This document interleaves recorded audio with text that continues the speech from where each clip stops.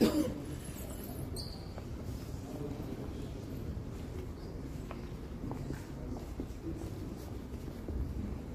beaucoup pour vous asseoir. Messieurs les ambassadeurs, membres du corps diplomatique et représentants des organisations internationales, mesdames et messieurs, membres de la 12e édition du Business Forum 2023, mesdames et messieurs, en vos titres et qualités respectifs, distingués invités. Kinshasa, capitale de la République démocratique du Congo, pays hospitalier au centre de l'Afrique, doté de potentialités naturelles et économiques énormes, vibre depuis ces 2 jours au rythme de la 12e édition du Business Forum 2023 entre la République démocratique du Congo et la République d'Afrique du Sud, dont le thème est renforcer les partenariats bilatéraux en matière de commerce et d'investissement.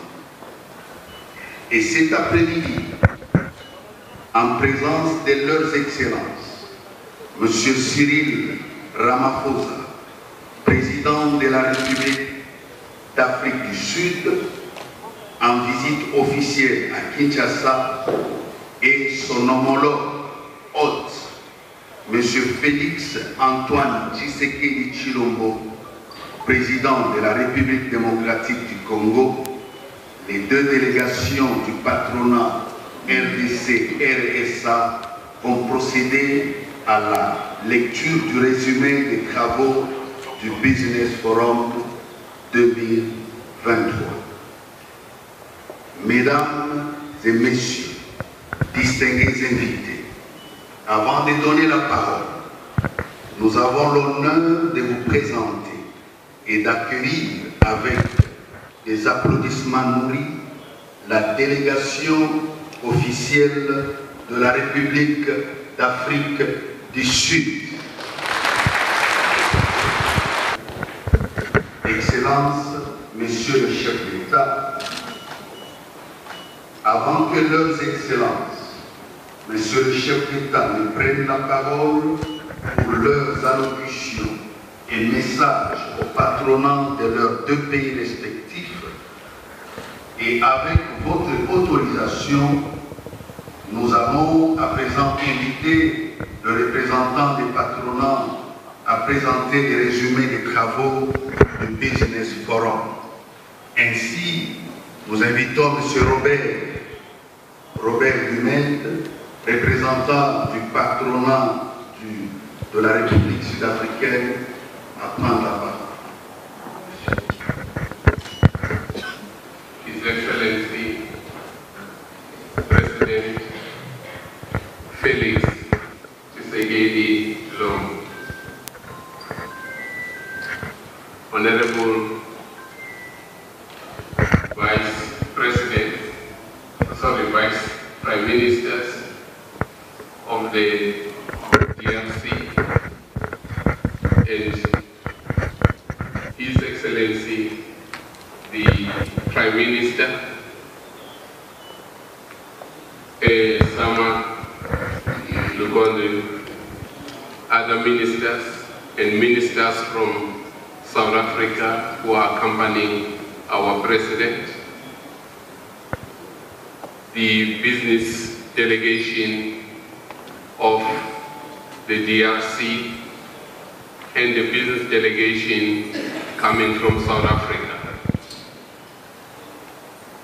What a day, what a moment, what an African day. We are gathered today in the presence of the Speaker of Parliament. This is a parliament of business.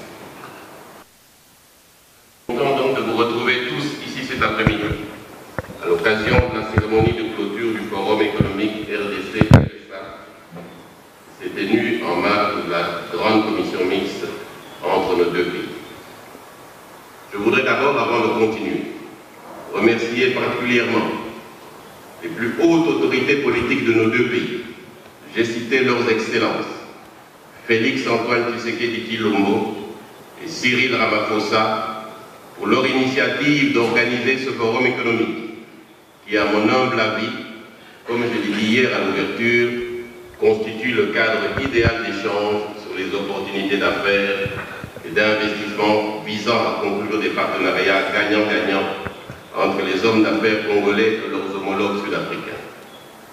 Robert Boumediene vient ici de lire et de lister les résolutions de ce forum.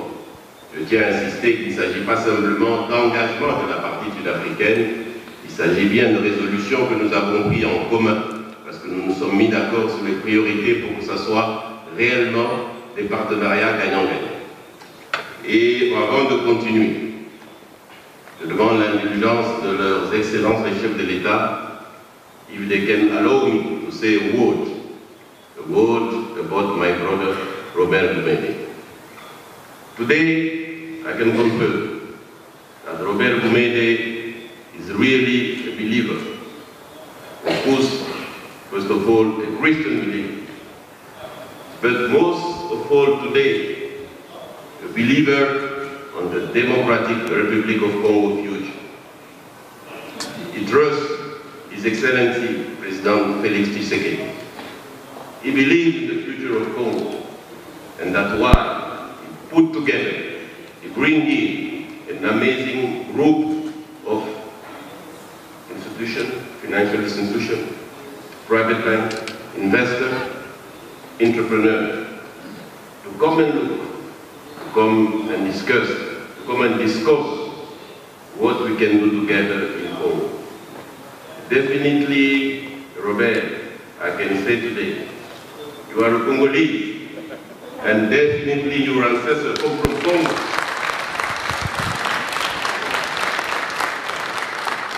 The day the law will pass in this parliament to accept two nationalities, you'll be the first to become Congolese. Excellences, honorables, mesdames et messieurs, distingués invités en vos titres et qualités. À la cérémonie d'ouverture de ce forum, je l'ai dit, et Robert vient de le répéter, la République sud-africaine est un allié naturel de la République démocratique du Congo. Nos deux pays étant tous les deux membres des organisations économiques régionales, notamment de la SADC, sont appelés, dans le cadre de l'intégration régionale, à promouvoir la coopération sud-sud afin de renforcer par le commerce et l'investissement les capacités de création de richesses et des emplois par le secteur privé. Voilà pourquoi, afin de tirer profit des opportunités d'affaires résultant de nos potentiels en Afrique du Sud du niveau de développement industriel que Robert a expliqué, chez nous du potentiel à commencer par celui de la population, avant d'aller dans le sous-sol, en passant par l'agriculture, je dois réitérer le vibrant appel que j'ai toujours fait à nos gouvernements respectifs de mettre en place des mécanismes appropriés pour soutenir le développement d'un secteur privé fort et dynamique si nous voulons atteindre nos objectifs de développement durable et surtout sortir notre population de la pauvreté. Seul le secteur privé, encadré par le gouvernement, par des politiques volontaristes, peut y aller. Le pays a compris qu'il n'y a pas de développement possible sans une classe moyenne nationale.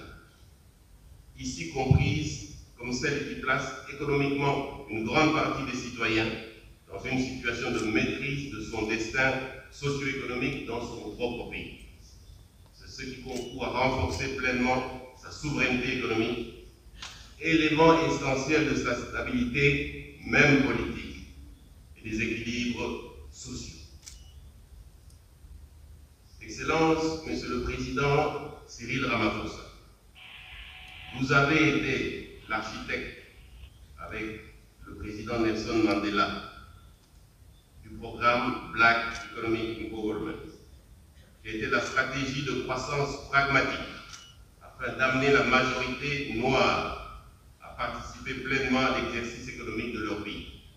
Et aujourd'hui, le résultat... The DRC has an equally important role to play in the future of our continent, for both our two countries and indeed for our continent. It is very pleasing to be here at this business forum to see South African business people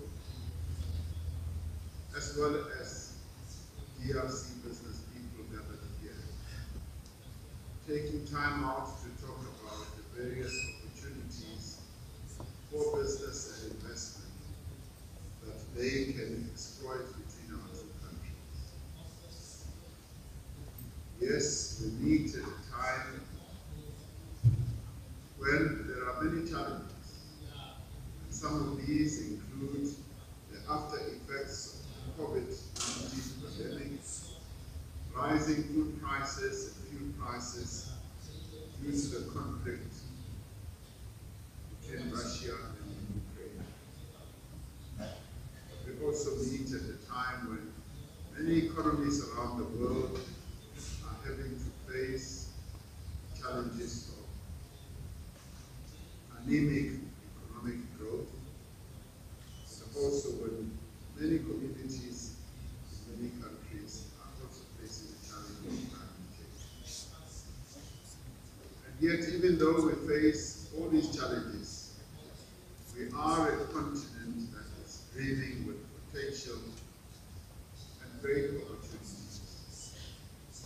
From North Africa to the southern part of our continent, Southern Africa, from the east to the west, and here in Central Africa, we are favored with a vast array of endowments. We have abundant mineral resources, fossil fuel reserves, large tracts of arable land, and in many parts abundant water supply. We have a diverse terrain that supports all manner of infrastructure development, including renewable energy. We have had great accounts from our two business leaders who have spoken with one voice about all these opportunities. Yet these vast endowments are not currently producing the favorable economic and developmental outcomes as we, the people of this continent, will wish them. We are meeting here today, yes, hearing from business about the DRC and South Africa, because they do not see these obstacles. They see opportunities. Now that is a great benefit, not just as we listen to the two business leaders, we heard them talk about the opportunities and not merely obstacles. That, in my view, is most refreshing, most encouraging. Beyond our natural endowments, we have many other strengths as a continent. Our continent is a young continent, as it has been attested to in many, many accounts and publications in the world. Approximately 70% of sub-Saharan population is under the age of 30. Africa's youth is digitally savvy, having grown up in the information age. They are tech savvy and are leading the way in the use and consumption of new technologies. And given that modern economies are really driven by technology, this, we can say, is the century of the African youth. Africa is growing. Yes, it is estimated that by 2050, Africa's population will grow to 2.5 billion people, with a new generation that is more urbanized, better educated, wealthier than any that came before it. Africa is urbanizing, providing networks of skills, opportunity that can drive our continent's development. By some projections, the urban population of our continent will be larger than that of China and India, and 4 times larger than that of the United States. To realize the opportunity of this demographic dividend, we will need to rapidly expand and diversify our industrial capacity as a continent.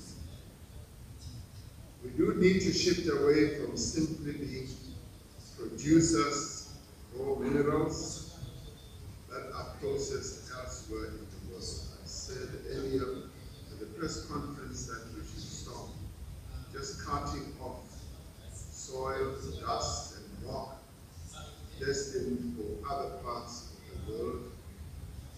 We should be the repository for producing beautiful, technologically well innovated products that are shiny, that are attractive out of this continent, rather than just soil and water.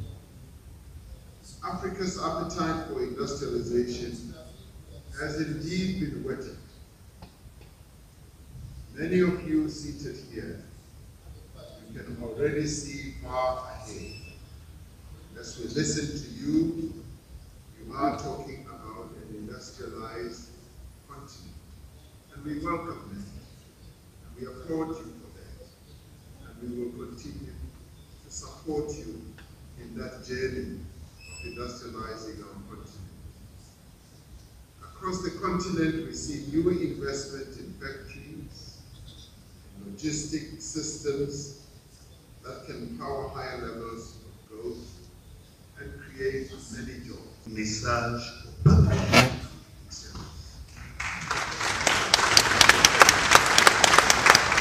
Je sais que vous avez eu une longue journée, nous aussi. Donc, je vais essayer de aller beaucoup plus vite et libérer notre délégation haute qui repart très bientôt. Et je voudrais dire à vous, chers frères, Excellences, Matamela Cyril Ramaphosa, président de la République d'Afrique du Sud, honorable président de l'Assemblée nationale, honorable président du Sénat ici représenté, honorable députés et sénateurs, monsieur le Premier ministre, chef du gouvernement, mesdames et messieurs les membres du gouvernement de la République d'Afrique du Sud, mesdames et messieurs les membres du gouvernement de la République démocratique du Congo, mesdames et messieurs distingués invités, j'aimerais avant toute chose remercier mon cher frère, son Excellence M. Matamela Cyril Ramaphosa, président de la République d'Afrique du Sud, pour avoir rehaussé de sa présence ce jour le 12e sommet de la grande commission mixte République démocratique du Congo, République sud-africaine. J'aimerais également remercier les membres des deux gouvernements ainsi que les experts associés aux travaux en commission pour la qualité du travail abattu, notamment en ce qui concerne les mesures et autres recommandations arrêtées en vue d'optimiser la coopération entre nos deux pays.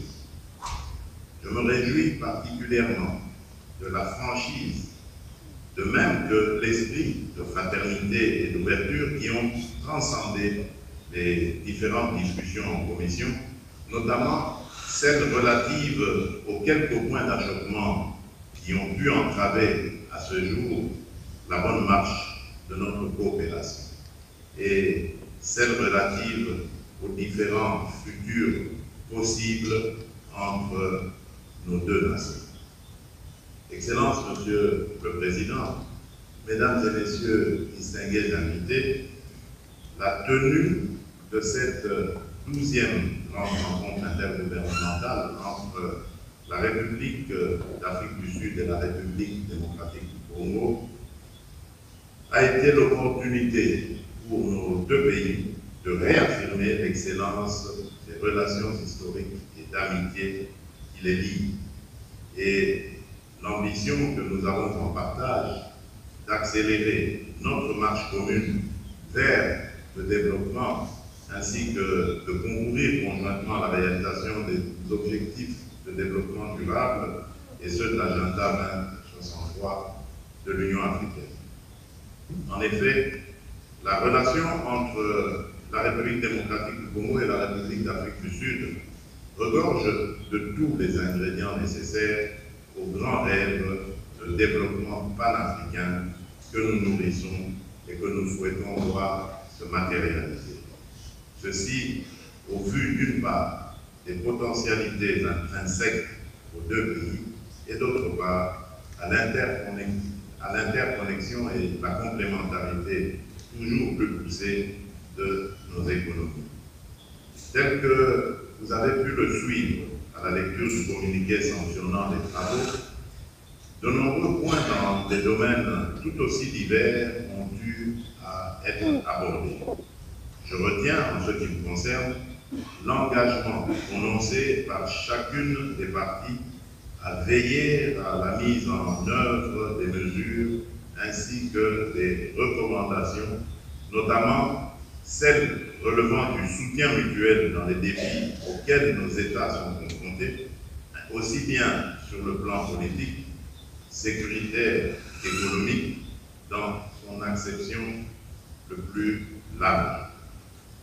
Excellence, M. Matamela Cyril Ramaphosa, président de la République d'Afrique du Sud, honorable président de l'Assemblée nationale, honorable président du Sénat, ici représenté, honorables députés et sénateurs, Monsieur le Premier ministre chef du gouvernement, Mesdames et Messieurs les membres du gouvernement de la République d'Afrique du Sud, Mesdames et Messieurs les membres du gouvernement de la République démocratique du Congo, Mesdames et Messieurs distingués invités, je ne saurais clore mon propos sans vous réitérer, Excellence, Monsieur le Président, chers frères, mes remerciements quant à votre présence à Kinshasa.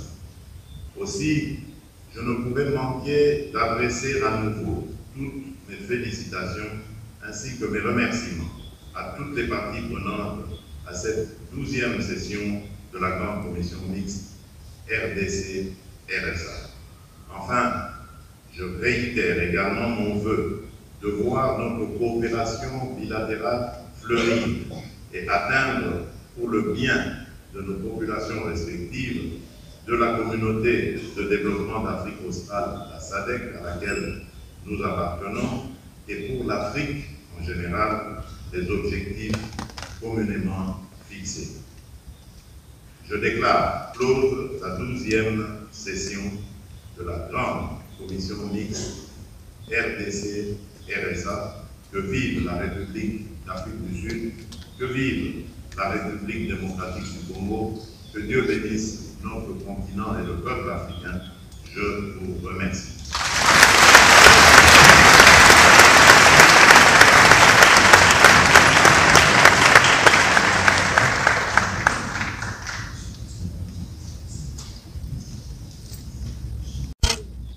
Ainsi prend fin la cérémonie de ce jour. Nous prions l'assistance de bien vouloir se tenir debout pour saluer la sortie de leurs excellences, Monsieur le Président.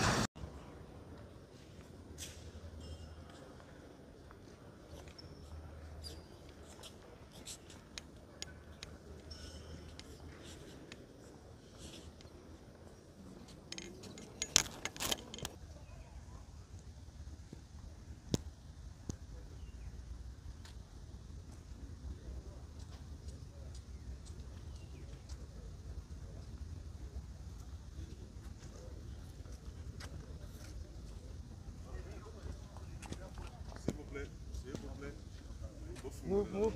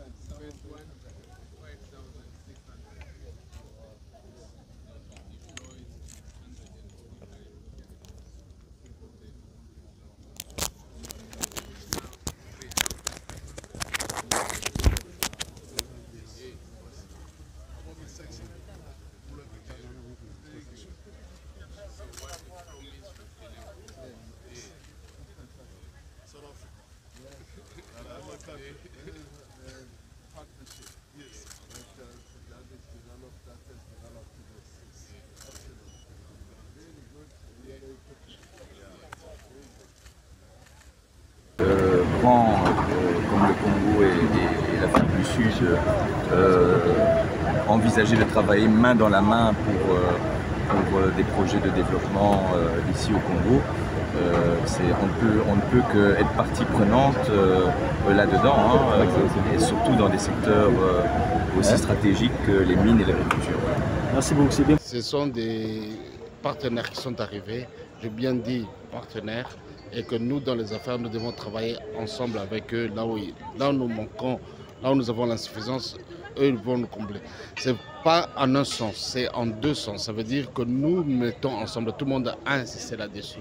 Donc le Congolais apporte sa part, là le Sud-Africain apporte, et vice-versa, tant au Congo qu'en Afrique du Sud. C'est un peu le message qui est passé un peu partout dans tous les secteurs productifs.